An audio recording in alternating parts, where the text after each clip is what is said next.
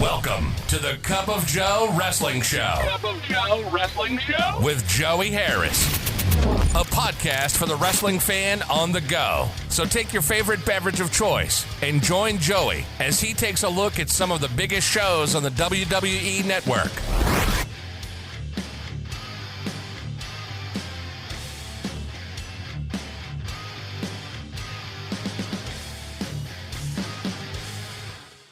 From makeshift studios deep in the heart of stately Maine Manor, this is the Cup of Joe Wrestling Show.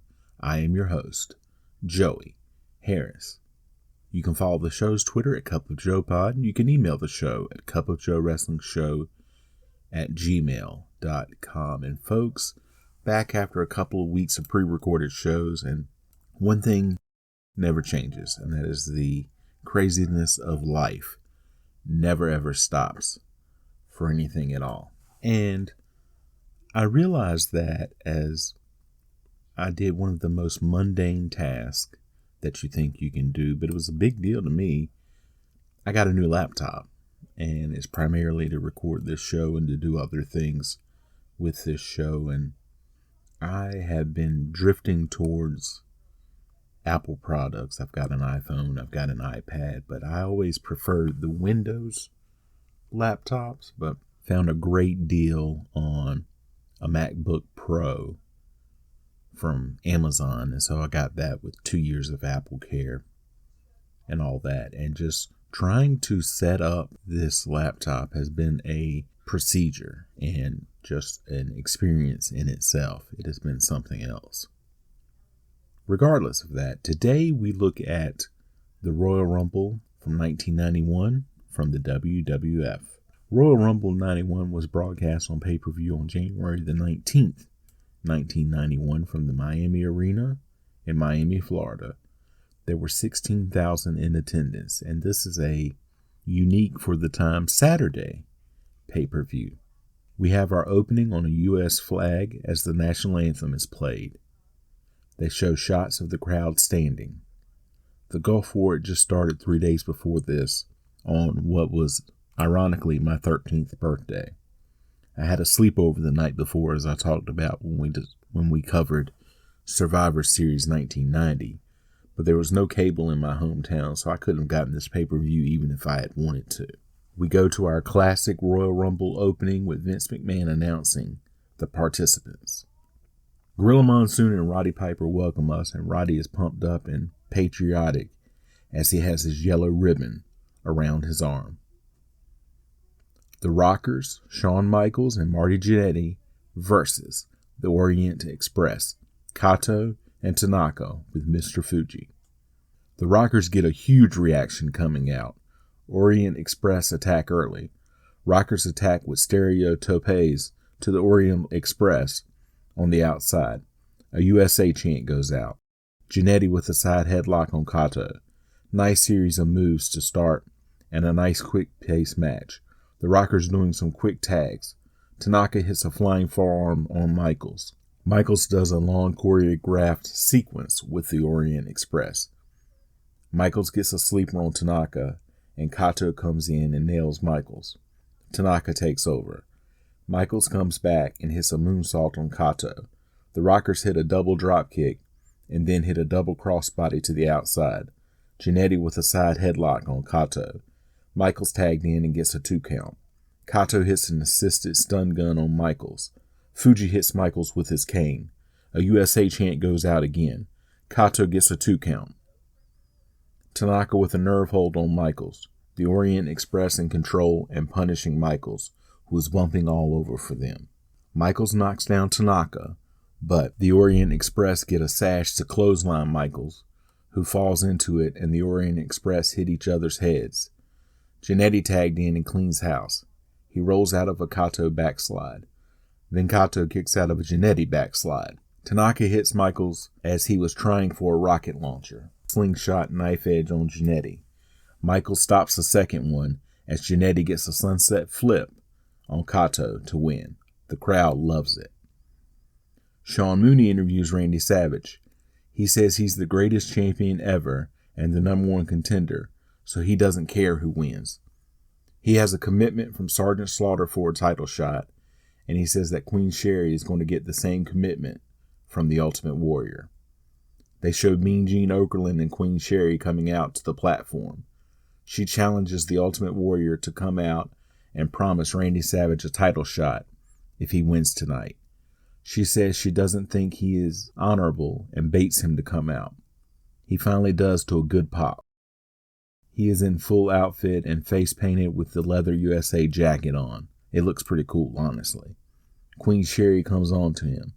It gets a little risque for 1991 WWF. She gets down on her knees at one point, and the guys around the podium in the crowd just lose it. He spits on the ground and tells her no before beating his chest and leaving. Savage tears his locker room apart and races out, but Warrior is already gone. The Barbarian with Bobby Heenan versus the Big Boss Man. Boss Man rushes out to a big ovation and clears the ring. The Barbarian and Heenan are hesitant to let Barbarian get in. A weasel chant goes out. Barbarian in control at first. Boss Man comes back with a back elbow that knocks Barbarian outside. Boss Man follows and runs Barbarian into the corner post. Barbarian comes back, but gets caught coming off the top rope. Back and forth. Boss Man gets his leg caught in the rope. Barbarian then slams Boss Man into the corner post. Heenan gets a shot in while Boss Man is down. Barbarian gets a bear hug on. Boss Man hits his shoulders to get out. Barbarian gets a 2 count, then goes back to the bear hug. Boss Man won't give up. Boss Man bites him to get out. Barbarian grabs the leg, but Boss Man gets an enziguri to get out. Boss Man gets a 2 count. Barbarian then gets a 2 count. A stun gun-like maneuver gets a 2 count for Boss Man. Barbarian hits a top rope clothesline, but Boss Man gets a foot on the ropes. Boss Man reverses an Irish whip into a Boss Man slam, but gets only a 2 count. Barbarian hits a pile driver, then goes up for a high cross body, but Boss Man rolls through to get the pin. Sean Mooney interviews Sergeant Slaughter and General Adnan. General Adnan speaks in Iraqi. Slaughter says he will be the new leader for kids after he beats the Ultimate Puke. Mean Gene interviews the Ultimate Warrior. He says his warriors would never follow Sergeant Slaughter, and he will walk away the champion. Gorilla Monsoon says the views of Sergeant Slaughter don't represent anyone but Sergeant Slaughter. WWF Heavyweight Championship match. The Ultimate Warrior versus Sergeant Slaughter with General Adnan. Warrior comes out a house of fire against Slaughter. Slaughter and Adnan try to clothesline Warrior with the flagpole, but he clotheslines both of them and breaks the pole. Adnan then leaves and Slaughter is being battered by the Warrior. Slaughter is really selling hard for the Warrior. It takes a couple of times, but Slaughter does his patented corner charge and bump. Queen Sherry comes to ringside. She grabs Warrior's legs, and he follows her back down the aisle and gets blindsided by Randy Savage. Warrior struggles to get back to the ring. Slaughter stops the count because he wants to win the title. A huge USA chant goes out. Slaughter attacks Warrior to a chorus of boos. Slaughter attacks and spits on Warrior after a backbreaker. Double clothesline. Slaughter back up first, but falls down again. Slaughter stalks Warrior as they get back up and puts a bear hug on Warrior. Warrior won't give up. Warrior fights it. He breaks out. Slaughter back on the offensive with a backbreaker. Slaughter then gets the camel clutch on, but Warrior's feet are already out of the ring under the ropes, so he has to break it. Warrior mounting a comeback. He hits a clothesline and a shoulder tackle. Queen Sherry comes down and the Warrior goes after her. He presses her and throws her on Randy Savage, who has come down. Slaughter distracts the referee, and Savage hits Warrior with the scepter. Slaughter gets the pin and the title. The crowd, Gorilla Monsoon, and Roddy Piper are stunned. A bullshit chant goes out. Warrior takes off looking for Savage. The crowd boos when Slaughter is announced as the new champion, and Piper loses his mind, which is funny because Piper and Slaughter are close friends in real life. And this reminds me, it's a few months after this because I just thought it was funny at the time. I'm really big into comedy at this time. And there was a comedy show that came on, I believe, Saturday nights. I don't remember the name of it. And it showed comedians from all around the country at different venues and stuff. And so I really, really liked to watch it. And I remember one time the comedian is up there and they have a host come out and he's talking and doing a couple of jokes and things. And he highlights Piper and Slaughter. They're in the crowd sitting together. And you have never seen two people look more uncomfortable than when they are highlighted on this show. Because they were sitting in the back, and I guess they thought nobody would notice who they were. But this guy was a big wrestling fan, and he certainly picked them out. And I'll never forget that, having just gotten really big into wrestling at the time. We then get a WrestleMania 7 promo showing the LA Coliseum because the venue hasn't been changed yet. Coco Beware with Frankie versus the Mountie with Jimmy Hart. The announcers can't let go of the last match, but Piper gets censored as they cut the sound of him saying WWF, as this was the weird time where they hadn't made their deal with the World Wildlife Fund yet to say WWF in their old shows. Coco in control to begin.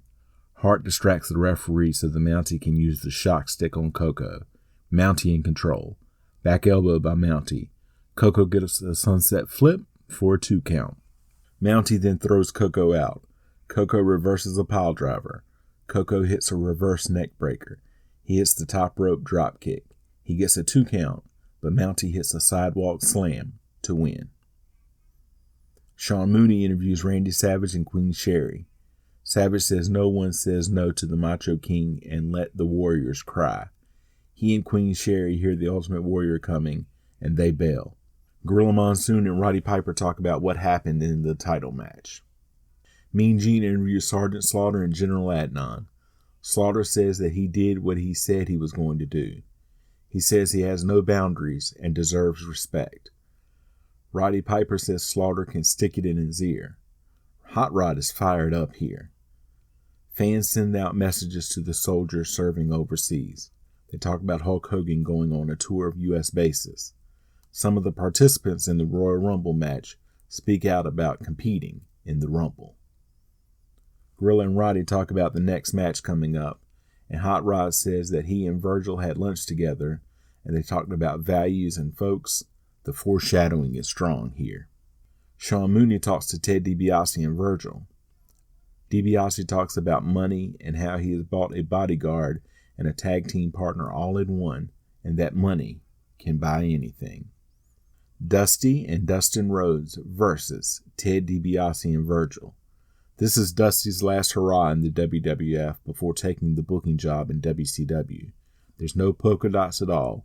This is going to be about the angle that will take place after the match and not the match itself. All 4 brawl to start. The Rhodes family clears the ring. DiBiase orders Virgil to take Dustin out. Dustin does a nice clothesline and drop kick on Virgil. DiBiase again orders him in. Dustin keeps showing Virgil up. DiBiase finally tags in. DiBiase working over Dustin, and Dusty wants in so badly. Dustin strings some nice moves, and DiBiase is selling for both of the Rhodes men as Dusty is finally tagged in. Rhodes gets the sleeper on, but Virgil breaks it up. Virgil and Dustin tagged in, and Dustin blows his knee out when Virgil ducks a charge. Virgil gets him up, but clotheslines him. They get him in the corner. DiBiase tags in, and he and Virgil continue to punish the knee. Dustin ducks, and Virgil hits DiBiase accidentally. DiBiase slaps him and throws him out.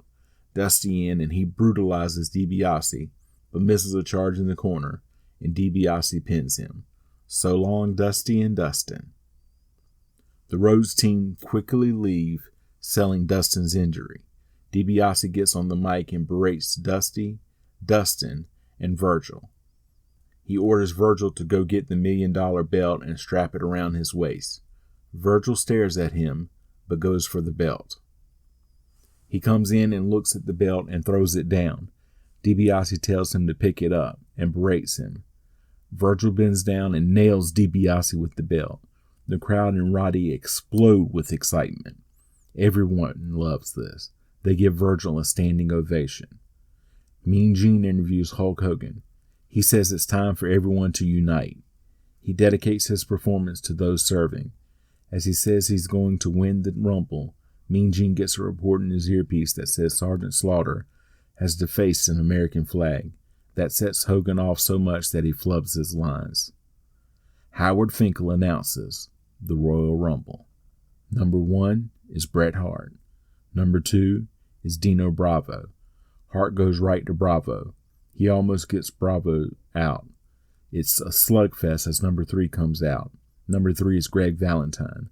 Valentine goes after Bravo and they chop each other. Valentine then berates former manager Jimmy Hart and Bravo jumps him. Valentine then dumps Bravo. Bret Hart then goes after Valentine, trying to eliminate him. Number 4 is Paul Roma and he jumps Bret Hart. Double team on Bret. Then Roma jumps Valentine.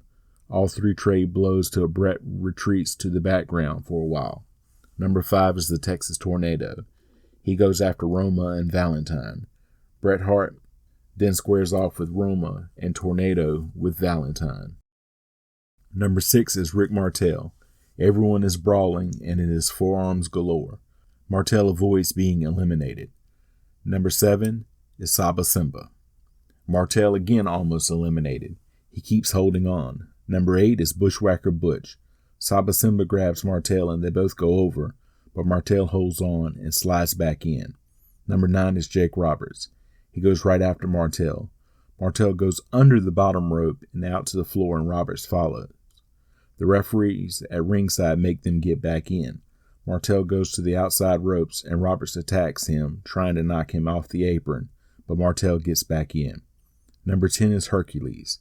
He and Roma go after Butch. Bret Hart and Rick Martel are teetering in the corner, but neither gets eliminated. Roberts tied up in the ropes. Number 11 is Tito Santana. Roma tries to charge on Roberts, who ducks, and Roma is eliminated. Santana goes after Martel, of course, in the continuation of their never-ending feud. Number 12 is The Undertaker.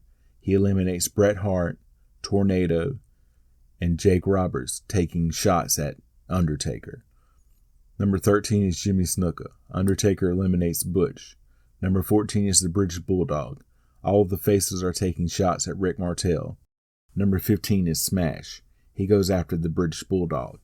Martel is on the apron after avoiding being eliminated and pulls the rope down, and Jake Roberts is eliminated. Number 16 is Hawk. He hits everyone as he comes in and gets ganged up on. Number 17 is Shane Douglas. Tornado and Jimmy Snuka get eliminated. Number 18, no one comes out. They wonder who it could have been. The announcers say that they will figure it out. Number 19 is Animal.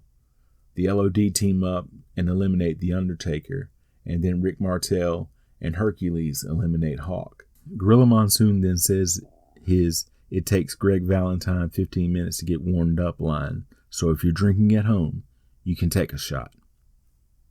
Number 20 is Crush. Everyone is now just beating on each other. Number 21 is Jim Duggan, who comes out to a big ovation. People start to pair off. Number 22 is Earthquake. Animal goes after him and gets eliminated. Martel again avoids elimination. Number 23 is Mr. Perfect. Perfect eliminates Duggan. Number 24 is Hulk Hogan. The crowd goes wild when Hogan comes out. He throws out Smash. He goes after Earthquake. Earthquake tries to eliminate Hogan. Number 25 is Haku. Valentine is finally eliminated. Number 26 is Jim Neidhart. Earthquake eliminates Tito Santana. Number 27 is Bushwhacker Luke. Earthquake immediately eliminates him and he does his Bushwhacker walk back up the aisle. Number 28 is Brian Knobbs. A group immediately attacks him. He eliminates Hercules. Number 29 is the Warlord. He immediately goes after the British Bulldog because it's 1991 WWF pay-per-view and there is a rule. Hogan eliminates Crush. Hogan then eliminates the Warlord. Number 30 is Tugboat. That means Randy Savage was number 18. They say maybe the Ultimate Warrior ran him out of the building. Douglas gets eliminated. Hogan eliminates Tugboat. Mr. Perfect eliminated. Martel eliminates Neidhart. The British Bulldog eliminates Haku. He then eliminates Rick Martel to a big pop. The British Bulldog is then eliminated by Earthquake and Knobs. A Hogan chant goes out. Earthquake hits a splash on Hogan. Hogan hulks up and clotheslines them, and then a big boot eliminates Brian Knobbs. He knocks down Jimmy Hart from the apron. Earthquake falls on Hogan and then lands the elbow. He slams Hogan, who then hulks up again. Big boot. He slams Earthquake and clotheslines him out to win. Hogan must pose. He holds up a peace in the Middle East and a Saddam and Slaughter will surrender poster. They then sign off from Miami. You can follow me on Facebook, Twitter, and Instagram at @TheJoeyHarris. If you like the show, please leave a review on iTunes or Apple Podcasts. I would really appreciate it. Thank you for joining me this week. This is Joey saying so long from stately Maine Manor. The Cup of Joe Wrestling Show is a production of Baby Kangaroo Media.